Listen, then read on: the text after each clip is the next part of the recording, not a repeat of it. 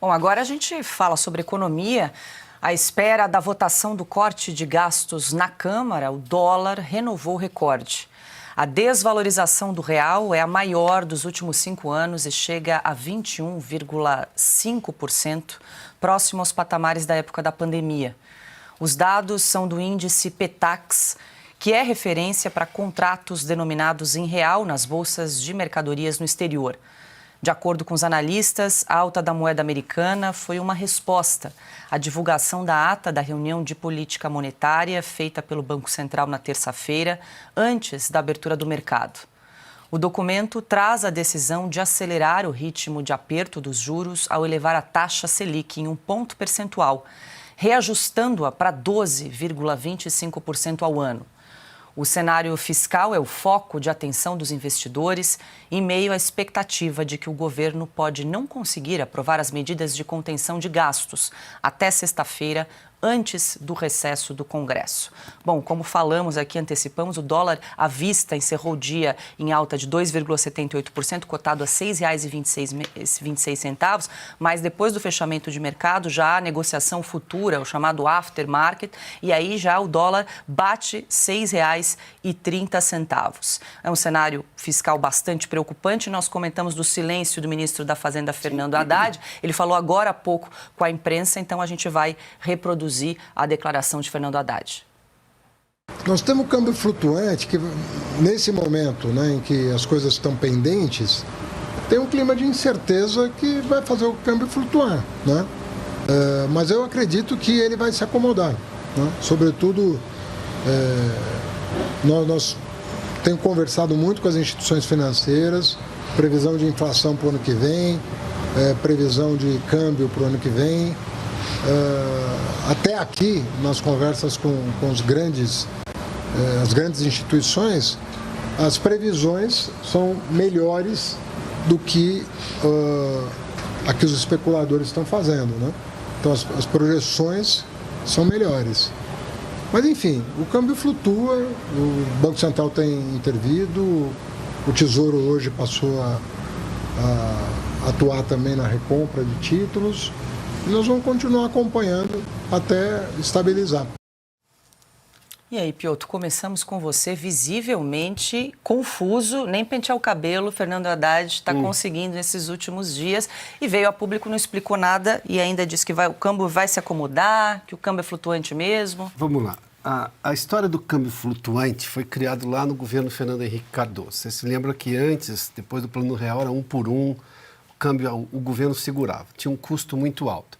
Por que veio a ideia do câmbio flutuante naquela época? Porque você tinha uma série de crises internacionais da Ásia, da Argentina, um monte daquelas coisas que nós não tínhamos nenhum controle, que, claro, afetavam países emergentes como o Brasil. Então, como você tinha um problema do qual você não tinha controle, e se por acaso você tivesse que bancar o dólar aqui valendo R$1, R$1,20 que fosse, naquelas bandas que tinham de oscilação, isso custava muito ao governo brasileiro. Aí o governo falou, bom, são problemas que eu não consigo controlar porque são problemas externos, eles vêm de fora. Aí o câmbio se tornou flutuante e o Brasil teve uma situação melhor a partir de então. Qual é o problema de agora? O câmbio é flutuante, mas é por um problema causado internamente.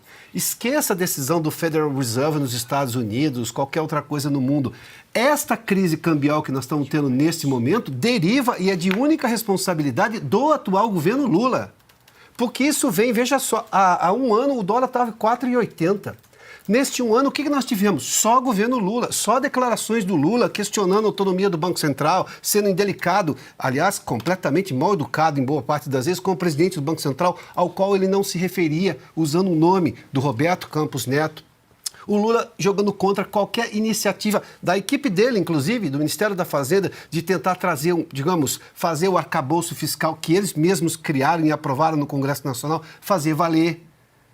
Aí depois, mais recentemente, passou mais de um mês, a equipe econômica tentando fazer um pacote de corte de gastos aos moldes do que aprovaria o Lula.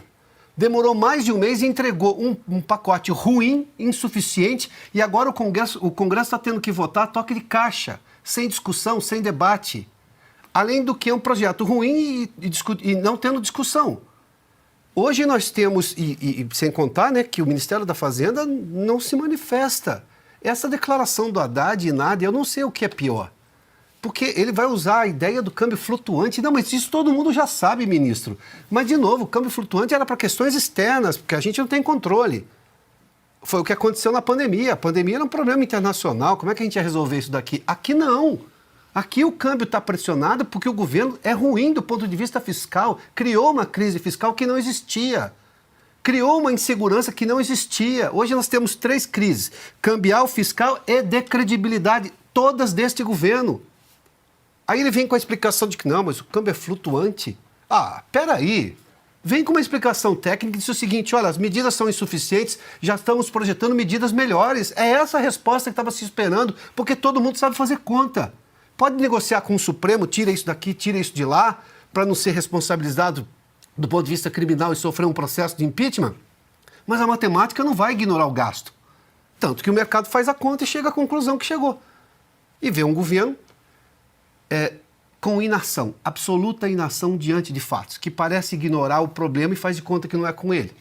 A primeira declaração do Lula, depois dos 2 procedimentos para conter uma hemorragia no crânio, foi que ele era o mais preocupado com responsabilidade fiscal, entregando 16 meses de rombo fiscal, a dívida nominal passando de 9 trilhões pela primeira vez e o dólar subindo. Está esperando que o mercado não fosse reagir? O mercado somos todos nós. Todas as pessoas são. E a parte mais frágil vai pagar na inflação, cada vez mais, porque a população carente paga com inflação. Gasto excessivo do governo gera inflação. Isso também todo mundo entende em economia.